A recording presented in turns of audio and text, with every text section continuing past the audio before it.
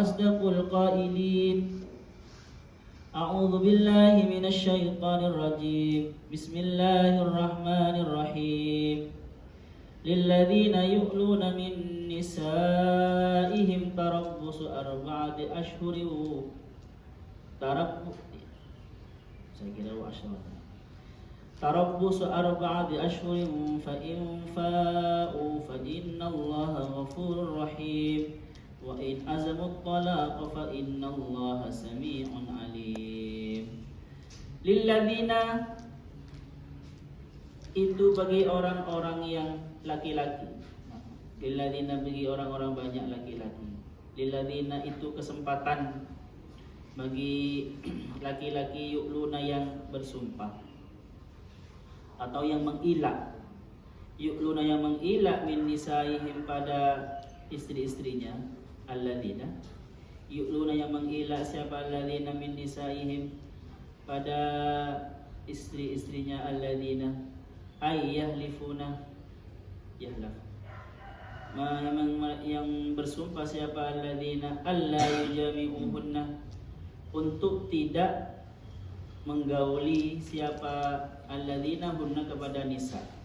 Jadi ada seorang laki-laki berilah, ilah itu bersumpah, kamu tidak akan aku tidak sekamar denganmu. Dah bis, aku tidak akan menyentuhmu. Tarabbusu adapun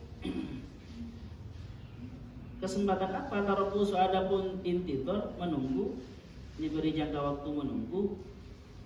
Intizar maksudnya intizarun menunggu 4 ashhurin selama 4 bulan. Fa in fa'u jika mereka kembali siapa alladzina rujuk rujuk siapa alladzina fiha di dalam 4 bulan itu au ba'daha atau setelah 4 bulan anil yamin dari sumpah ilal wati kepada wati, maksudnya kan dia bersumpah tidak mau menggauli istrinya. Di waktu 4 bulan belum genap 4 bulan atau setelah 4 bulan dia rujuk semacam menggauli atau sadar. Fa innallaha maka sesungguhnya Allah ghafurun itu maha pengampun. Kalau dia rujuk maka Allah mengampuni. Bagaimanapun tidak menggauli istri itu dosa. Makanya ada ghafur.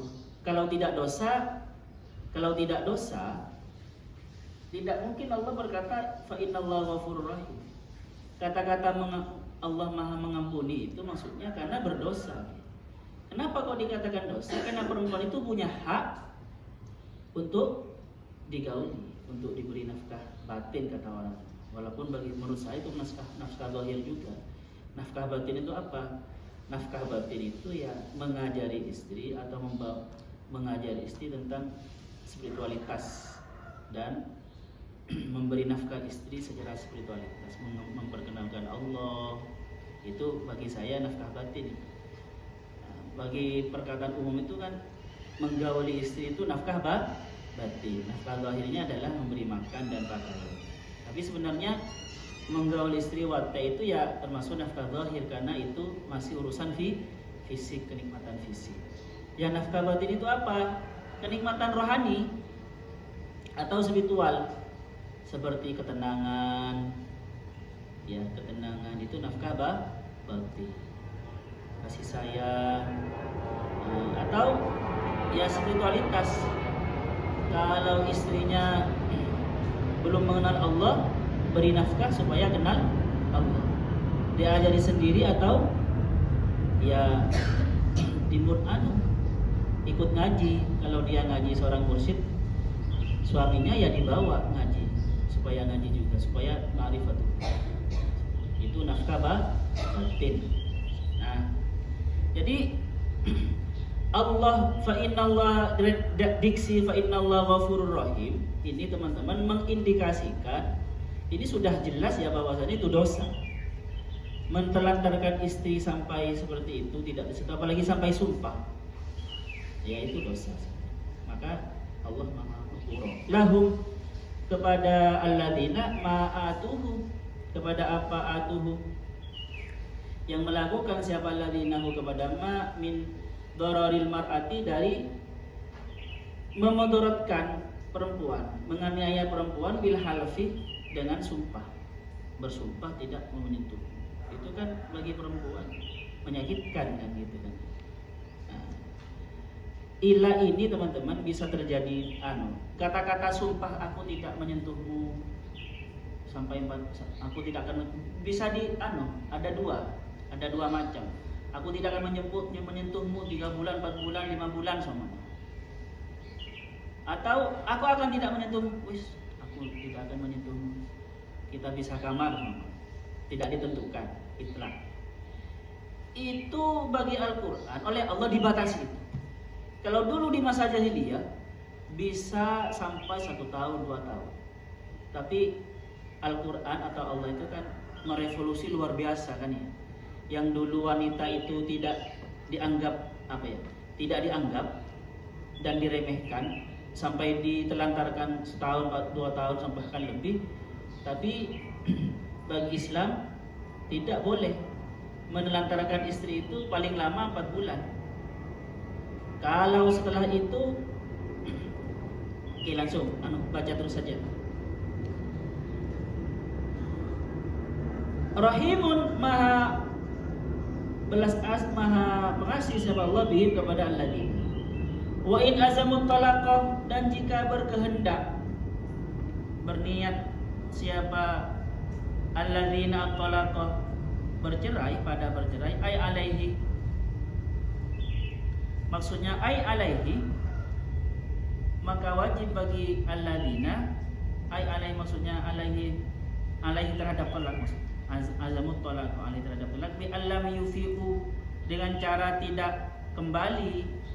Fai'a itu bisa bermakna jima, bisa bermakna ridho lagi. Kalau tadi marah, ridho lagi. Bisa bermakna isyhad teman-teman. Karena gini, kadang ada orang tidak menyentuh istri itu, sudah kadung janji tidak menyentuh istri, ternyata sakit kan, atau di penjara, atau bepergian. Itu kan akhirnya, maka sebelum 4 bulan ketika baru bepergian, telepon istrinya, aku sudah ridho.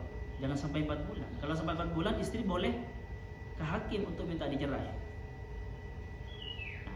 Bukti kalau dia itu tobat, maksudnya faid kepada istrinya, bisa mengumpuli tidur, atau dengan ditelepon, aku ridho, diajak bicara gitu ya. Kalau sakit. Ya, pokoknya gitu. Ada kata-kata lah yang mengatakan dia ridho lagi.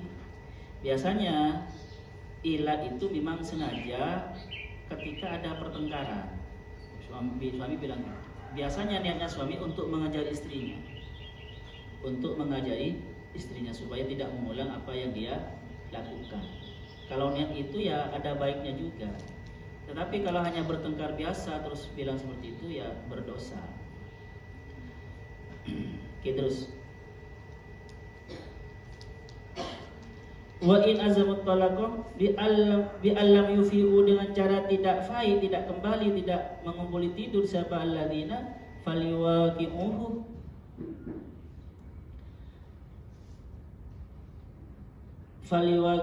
maka ya kembalilah siapa alladzinahu kepada faliwaqi'u, maka terjadi, maka bisa terjadi siapa alladzinahu kepada tolak.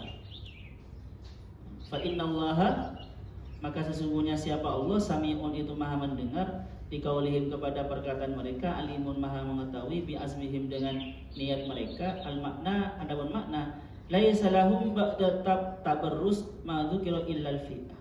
Laisa lahum, tidak ada pilihan bagi mereka pada tarobusin, setelah diberi jangka waktu itu, mimma dzukira, tarobusi ma dzukira, setelah jangka waktu yang disebutkan 4 bulan, maksudnya illal fai'a, kecuali kembali.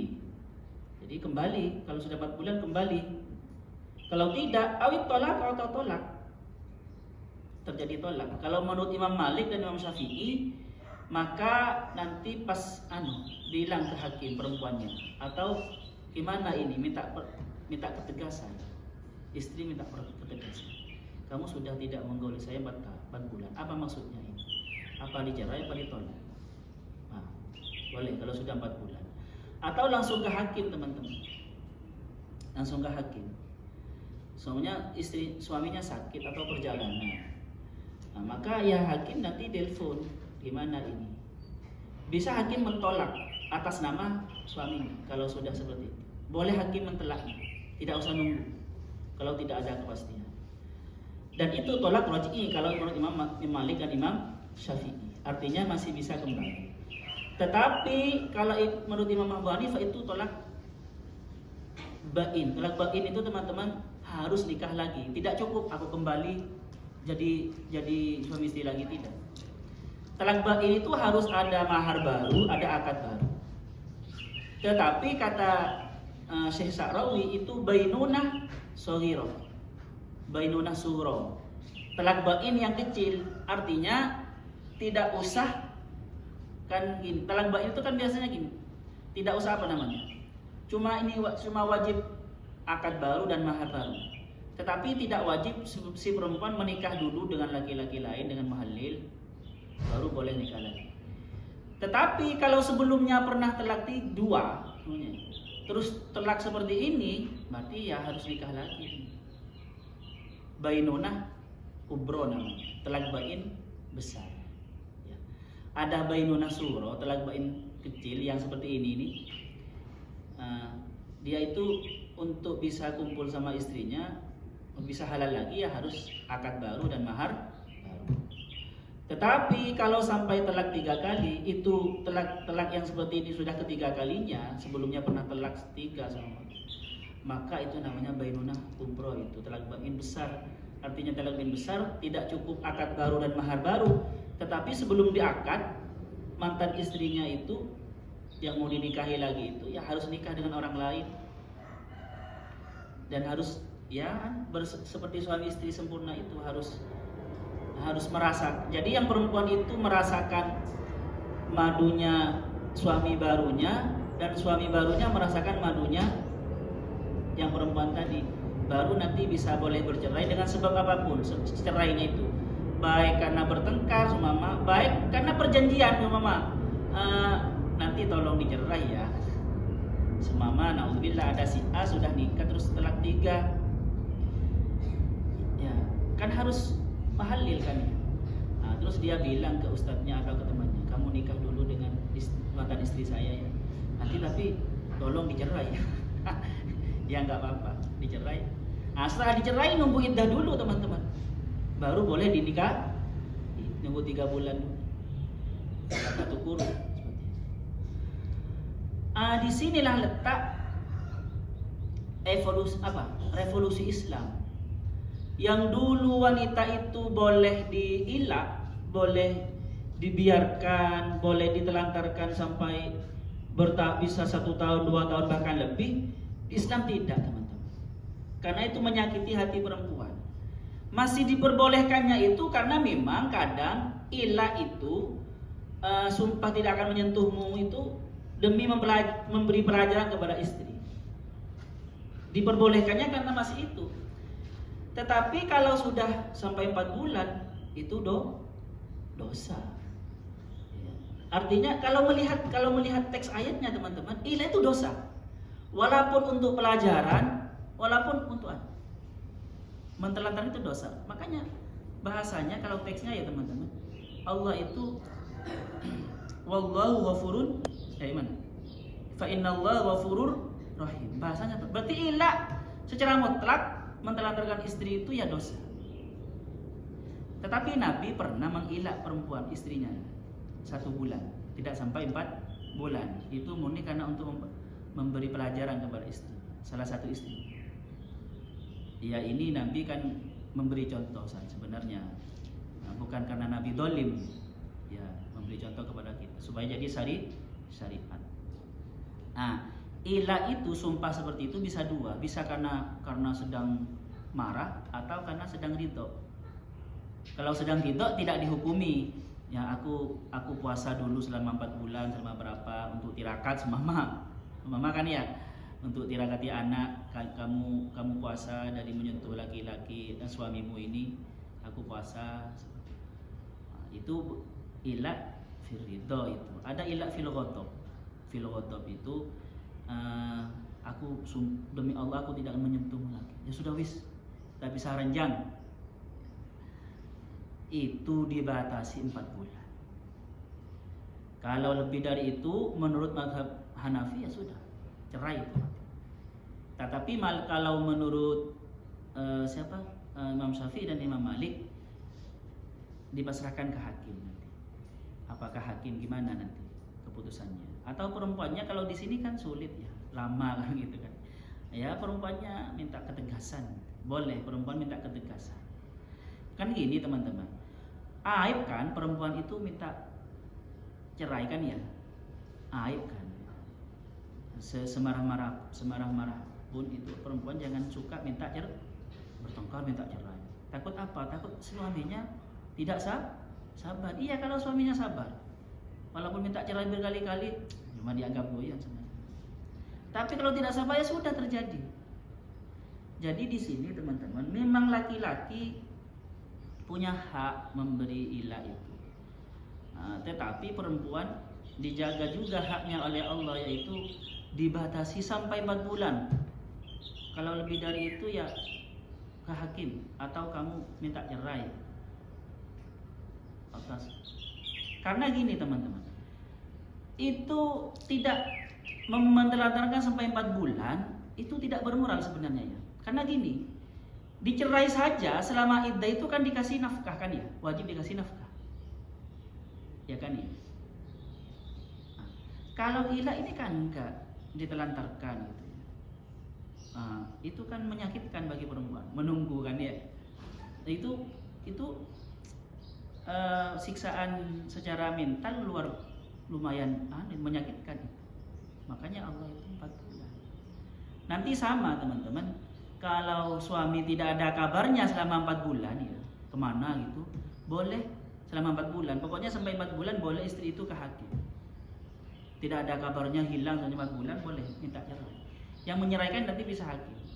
Makanya kalau suami itu merantau, ya ditelepon lah sebelum 4 bulan minimal. Sebelum 4 bulan ditelepon biar ada kabar. Dia tidak mengilah, ya tidak ada sumpah sih sebenarnya. Itu kan dalam keadaan ridho ya, ridho. Kamu tinggalkan, saya tinggalkan karena bertugas selama 4 bulan. Mungkin 1 tahun, apalagi TKI kan bisa 2 tahun gitu ya, 1 tahun. Apalagi Bang Thayyib itu nggak pulang. Kalau istri punya Bang Thayyib ya boleh ke hakim. Bilang ke orang tuanya gimana ini, gimana? Bilang ke kiai. Kalau ya hakim sebenarnya yang berhak nanti ini cerai. Ingat ya, fa'in azamut talaq itu bahasanya. Fa'in azamut talaq wa fa'inallah samiun alim. Karena gini teman-teman, menelantarkan itu bisa sebuah kinayah. Maka Allah itu kinayahmu itu sebenarnya niat tolak apa niat memberi pelajaran itu Allah tahu loh ya. Allah mendengar dan Allah memahami. Sami'un alim, mendengar isi hatimu itu dan tahu isi hatimu. Jangan sembarangan maksudnya. Takutlah kepada Allah, maksudnya gitu teman-teman. Tentang masalah perempuan ini. Oke. Sampai di sini ada pertanyaan? Ini sebenarnya ada hubungan dengan ayat sebelumnya. Ayat sebelumnya itu berbicara tentang sumpah. Jangan sampai kalian bersumpah dengan nama Allah itu menghalangimu untuk berbuat baik. Artinya gini teman-teman, walaupun kalian bersumpah untuk tidak menggauli istrinya selama berapa jangka waktu tertentu, nggak apa-apa itu dilanggar. Setelah dilanggar bayar kafarah sumpah. Paham ya? Melanggar sumpah nggak apa-apa demi berbuat baik kepada istri. Ini berhubungan dengan ayat yang kemarin. Oke, ada pertanyaan? Gak ada. Ayo. Ya sudahlah. Tidak ada pertanyaan itu bisa 2. Bisa paham, bisa sangat tidak paham, bisa males. 3. Kalau nggak paham nggak apa-apa, males. Atau tidak paham sama sekali, naudzubillah ya. Sudah, kalau nggak ada kita akhiri. Yang sallallahu wa yanfa'na Ma'alimna yu'allimuna ma lam na'lam. Enggak nyala sejak tadi. Rabbana anfa'na bima 'allamtana. Rabbi 'allimna alladhi yanfa'una. Rabbi faqihna wa faqih ahlana wa qarabati lana fi din. Rabbana anfa'na bima 'allamtana. Rabbi 'allimna alladhi yanfa'una. Rabbi faqihna wa faqih ahlana wa qarabati lana fi din. Rabbana anfa'na bima 'allamtana. Rabbi 'allimna alladhi yanfa'una. Rabbi faqihna wa faqih ahlana wa qarabati lana fi dinina. Oh ya teman-teman, mumpung dalam bab ini saya terangkan ya. Kenapa jangan lama-lama, harus segera ada keputusan yang jelas. Karena gini, apalagi zaman sekarang, ini sangat kontekstual ya. Perempuan zaman sekarang kalau sudah 40 ya, oleh dokter dimarahi kalau untuk hamil kan ya. Punya planning untuk hamil tapi sudah umur 39, dokter marah-marah ya. Sangat. Jadi artinya gini, mumpung perempuannya masih muda, ya jelaskan ini cerai atau tidak. Kalau cerai kan enak, dia bisa nikah lagi. Kalau nikah terus ditelantarkan terus tidak nikah kan akhirnya jomblo. Kan iya jomblo benar itu. Paham ya? Subhanakallahumma bihamdika asyhadu an la ilaha illa anta astaghfiruka wa atubu ilaik. Assalamualaikum warahmatullahi wabarakatuh. Waalaikumsalam warahmatullahi wabarakatuh. Wes.